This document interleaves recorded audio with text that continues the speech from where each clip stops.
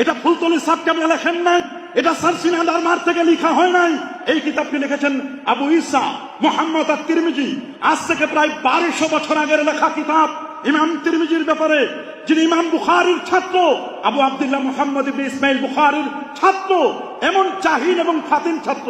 মুহাদ্দিসিনে কেরাম বলেছেন এই তিরমিজি যেই ক্লাসে পড়ানো হয় ওই জায়গায় কেমন যেন নূর নবী, হায়াতুন নবী নিজে সেই মজলিসে এসে কেমন যেন উপস্থিত হয়ে দলিল লাগবে না। আমরা যে কিতাবগুলো এনেছি, আমরা আমাদের নিজস্ব কিতাব আনি নাই, তাদের কিতাব এনেছি আমরা মুনাজাতে মাকবুল, এটি আশরাফ আলী থানভী সাহেব তার লেখা কিতাব।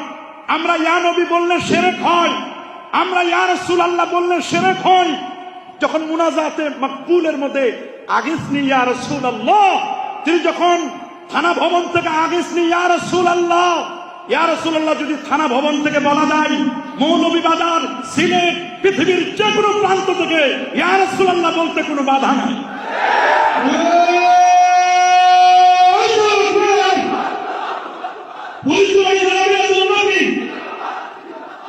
কথা খুব খেয়াল করে শুনবেন।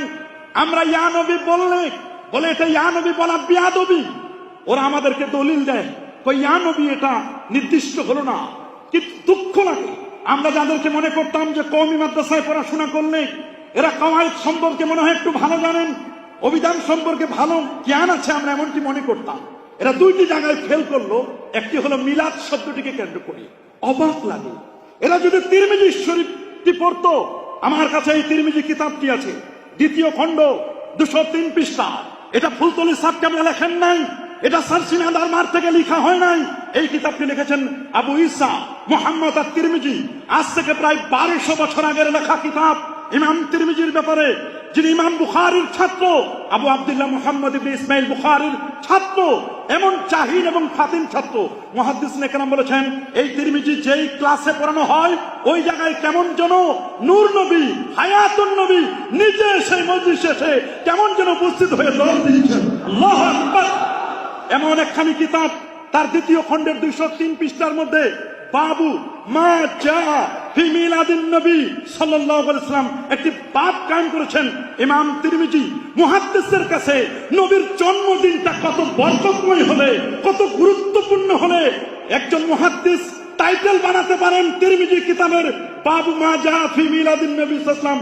নিচে লেখা আছে বাইনা সাতরাইন, 2 লাইনের মাঝখানে লেখা ওয়াক্তুল বিলাদা, জন্মের সময়। অথচ ওদেরকে জিজ্ঞেস করেন কই মিলাদ শব্দটি ইসমে আলা, যন্ত্রবাচক, উদ্দেশ্য হলো নবীর সামনে গোস্তাখি করা, বেয়াদবি করা। এই একটি জায়গায় তারা বেয়াদবি করে। মিলাদ শব্দটি ওদের কি সুগরা, ওদের কি কুবরা, ওদের ছোট বড়, যেখানে যেখানে তারা মাইক পায়, মাইক পেলেই তারা নবীর মিলাদুন নবীর ব্যাপারে, ঈদে মিলাদুন নবীর ব্যাপারে বিশদগার করে। অথচ কোনো একটি শব্দর সহি রূপ জানতে হলে ডিকশনারি পড়তে হবে, কামুসগুলো পড়তে হবে, মুজামগুলো পড়তে হবে, মাআজিম যত আছে এগুলো পড়তে হবে। পৃথিবীর কোন একটি লুগাতে আমরা চ্যালেঞ্জ করতে চাই না, আমরা কখনো চ্যালেঞ্জ এগুলো ছুড়ে দিতে চাই না। আমরা শ্রদ্ধার সাথে, বিনয়ের সাথে বলতে চাই, পৃথিবীর কোন একটি লুগাত অভিধানে কি দেখাতে পারবেন মিলাদ শব্দটি কোথাও ইসমে আলার সিগা লেখা হয়েছে? বরং প্রত্যেকটি অভিধানের মধ্যে বলা হয়েছে মিলাদ ওয়াক্তুল বিলাদা, জন্মের সময়। এটা ইসমে জরফের সিগা, সুন্দর করে ইসমে জরফ হিসেবে সবাই বলেছেন মিসাক, মিকাত। এগুলো মিকাত, যেখানে মানুষ ইহরাম বাঁধার স্থান, এটাকে মিকাত বলা হয়। আল্লাহু আকবার বলেন। মিসাক, মিআত, ইন্নাল্লাহা লা ইখলিফুল মিআত, আল্লাহ তাআলা ওয়াদা খেলাফ করেন না। প্রত্যেকটি জায়গায় মিকাত, মিসাক, মিআত এই শব্দগুলো দেখবেন ইসমে জরফ, এগুলো কেউ ইসমে আলা বলেন নাই। এই জায়গায় যেমন বিয়াদবি করে ইয়া নবী শব্দটিকে কেন্দ্র করে বলে যে নবী, ইয়া নবী বলা যাবে না, বলতে হবে ইয়া আইয়ুহান নবী। অথচ কাফিয়ার সরা সাফিয়ার মধ্যে লেখা আছে, সাফিয়া শারহে কাফিয়ার মধ্যেও লেখা। ইমাম মুবাররাক আল মুক্তাদাত কিতাবের মধ্যে, যিনি 1200 বছর আগে নাহুর উসুল লিখেছেন, স্পষ্ট করে লেখা, শরহু জামিতে লেখা ইয়া রাজুল বিমানা আইয়ুহার রাজুল। তাহলে ইয়া নবী, আইয়ুহান নবী কোনো বাধা নাই। ইয়া আইয়ুহান নবী বলা যায়, ইয়া নবী বলা একই বিষয়। এক্ষেত্রে কোন ধরনের তাজিমের ক্ষেত্রে কমতি হবে? ইয়া রাজুলু, ইয়া আইয়ুহার রাজুলু, ইয়া গোলামু, ইয়া আইয়ুহাল গোলাম, এখানে কোনো সমস্যা নেই। এবং তারা বলে যেখানে নবী তো নির্দিষ্ট করা হয় না। অবাক লাগে, কোথায় নাহু সুরবেরা পড়াশোনা করলো, কোন মাদ্রাসায় পড়লো? তোমাদের এমন কোন নাহু বিশেষজ্ঞ আছে, নিয়ে আসো। তোমরা বলে ইয়া নবী বলে ফাইন্ড আউট করা হয় না, নবীকে আলাদা করা হয় না, নির্দিষ্ট করা হয় না। অথচ মারেফা 7 প্রকারের মধ্যে লেখা আছে নাকারার আগে হরফে নেদা আসলে এটা মুআররাব বিন নেদা, হরফে নেদা দ্বারা এটা নির্দিষ্ট হয় না। আল্লাহু আকবার। যখন নবীর আগে ইয়া শব্দটি আসে, সাথে সাথে এটা আর অন্য কাউকে বোঝানো হবে না, নবী নির্দিষ্ট হয়ে যায়। এছাড়া আল্লাহ কোরআনে কত জায়গায় রাসূল শব্দটা নাকেরা হিসেবে ব্যবহার করেছেন। আল্লামা মোল্লা জীবন রহমতুল্লাহ আলাইহি প্রায় জায়গায় তিনি বলে দিয়েছেন, নাকেরাটা যখন রসুলের ক্ষেত্রে নাকেরা আসবে, এক্ষেত্রে অন্য কাউকে বুঝাবে না, এটা কেবলমাত্র আমার রসুলকেই বুঝাবে। আল্লাহু আকবার বলেন। ইয়া নবী নিয়ে তারা একটা ফাইজলামি করে এবং মিলাদ শব্দটিকে কেন্দ্র করে তারা এ ধরনের কথা কিন্তু বলে। আমি আপনাদেরকে দলিলগুলো শুধু স্মরণ করে দিতে চাই। আমরা যে দলিলগুলো পেশ করি সেই দলিলগুলোর মধ্যে পবিত্র কোরআন থেকে যে দলিলটি আমরা দিয়ে থাকি, প্রথম দলিলটি সেটা হচ্ছে সূরা ইব্রাহিমের 5 নম্বর আয়াত, ওয়াদাক্কিরহুম বিআইয়ামিল্লাহ। এখানে ইবনে আব্বাস রাদিয়াল্লাহু তাআলা আনহু তাফসীর করেছেন, ওয়াদাক্কিরহুম বিআইয়ামিল্লাহ আই বিনিআমিল্লাহ। কোন একটি দিবসে যদি আল্লাহর পক্ষ থেকে নিয়ামত আসে, সেই দিবস সমূহ আল্লাহর দিবসগুলোকে তোমরা স্মরণ করিয়ে দাও। ওয়াযাক্কিরহুম, তোমরা তাদেরকে স্মরণ করিয়ে দাও বিআইয়ামিল্লাহ, আল্লাহর দিবস সমূহ। ইবনে আব্বাস রাদিয়াল্লাহু তাআলা তাফসীর করেছেন বিনিআমিল্লাহ দ্বারা, বিআইয়ামিল্লাহ দ্বারা বিনিআমিল্লাহ উদ্দেশ্য মানে যেই দিবসে আল্লাহর পক্ষ থেকে নিয়ামত আসে। আপনারা বলেন, আমার নবী যেদিন পৃথিবীতে শুভাগমন করলেন, এটি কি আল্লাহর দিবস নয়? নবীর চেয়ে বড় নিয়ামত কি পৃথিবীতে আর কিছু আছে? কখনোই না। আমার নবীর চেয়ে আর কোন নিয়ামত হতে পারে না। তাহলে আমার নবী যেদিন পৃথিবীতে শুভাগমন করলেন, সেই দিবসটিকে আমরা স্মরণ করতে পারি না? একটি দলিল দিয়ে থাকি আমরা। দ্বিতীয় আরেকটি দলিল দিয়ে থাকি সূরাতুল হুদের 120 নম্বর আয়াত। আল্লাহ পাক রব্বুল আলামিন বলেন, ওয়া কুল্লান নাকুসু আলাইকা মিন আমবাইর রুসুল মা নুসাব্বিতু বিহি ফুয়াদাক। আমি আপনার কাছে হে রাসূল প্রত্যেক নবীর বায়োগ্রাফি, জীবনীগুলো আলোচনা করেছি। টার্গেট হচ্ছে নবীদের জীবনী আলোচনা করার মাধ্যমে আপনার হৃদয়টা বলিষ্ঠ চিত্ত হবে, হৃদয়টি শক্তিশালী হবে।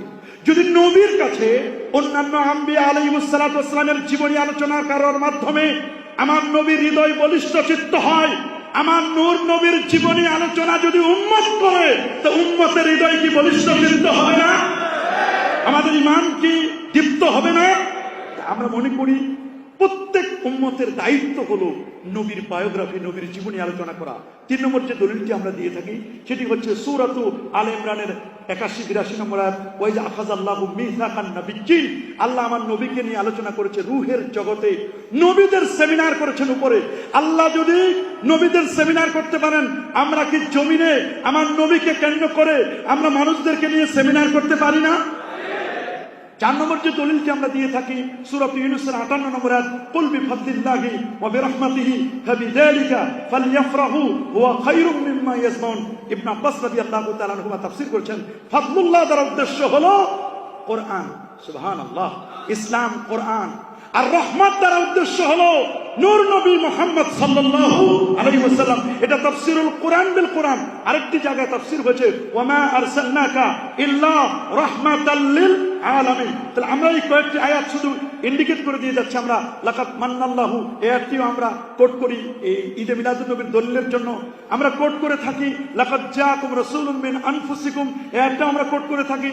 আমরা রব্বানা ওয়া বা'স ফীহিম রাসূলা এই আয়াতও আমরা বলি, ওয়া মুবাশশিরাম বিরাসূলিন ইয়াতি মিন বাদি ইসমুহু আহমদ এই আয়াতটিকেও আমরা কোট করে থাকি। ঈদে মিলাদুন নবীর দলিলের ব্যাপারে আমরা বলি, উযকুরু নি'মাতাল্লাহি আলাইকুম ওয়া আম্মা বিনি'মাতি রাব্বিকা ফাহাদ্দিস। ইমাম বুখারী তাফসীর করেছেন, আল্লাযীনা বাদদালু নি'মাতাল্লাহি কুফরা। ইমাম বুখারী তাফসীর করেছেন, সবচেয়ে বড় নিয়ামত হলেন আমাদের প্যারা নবী রাসূল করিম সাল্লাল্লাহু আলাইহি ওয়াসাল্লাম। আমরা আরেকটি আয়াত কোট করি যেটি সূরাতুল হজ্জের মধ্যে আসে, ওয়া ইউআযযিম শাআইরাল্লাহ ফাইন্নাহা মিন তাকওয়াল কুলুব। এখানে মুজামু শাআইরিল্লাহি আরবা। শাহ ওয়ালিউল্লাহ মুহাদ্দিস দেলবী রাহমাতুল্লাহ আলাইহি হুজ্জাতুল্লাহিল বালিগার মধ্যে বলেন, সবচেয়ে বড় শিয়ার হচ্ছে 4টি। 1 নম্বর হচ্ছে কালামুল্লাহ, দ্বিতীয় হচ্ছে নবীউল্লাহ, 3 নম্বর হচ্ছে বাইতুল্লাহ, 4 নম্বর হচ্ছে আসসালাতু লিল্লাহ। তো নবী যদি শিয়ার হয়, আল্লাহ তো বলেন শিয়ারগুলোকে তোমরা তাজিম করো। ঈদে মিলাদুন নবীর মাধ্যমে অবশ্যই আমার নবীর তাজকিরা হয় কি হয় না? নবীর তাজিম বৃদ্ধি পায় কি পায় না? আরেকটি আয়াত আমরা বলি ওয়া তুআসসিরুহু ওয়া তুআক্কিরুহু ইয়া আইয়ুহান নাবিয়্যু ইন্না আরসালনাকা শাহিদাও ওয়া মুবাশশিরাও ওয়া নাযীরা লিতু'মিনু বিল্লাহি ওয়া রাসূলিহি তুআক্কিরুহু ওয়া তুআসসিরু আয়াতটি আমরা কিন্তু কোট করে থাকি। এতগুলো আয়াতের মাধ্যমে সরাসরি যদি থাকতো তাহলে তো কোনো ইখতিলাফ নয়, হয় ইবারাতুন নাস, ইশারাতুন নাস, দালালাতুন নাস, ইক্তিদাউন নাস, যে কোনো একটির মাধ্যমে আমরা এখানে বলি যে এখানে ইঙ্গিত আছে যে আল্লাহর হাবিবের তাজিম তাওকীরের জন্য আমরা ঈদে মিলাদুন নবী উদযাপন করে থাকি।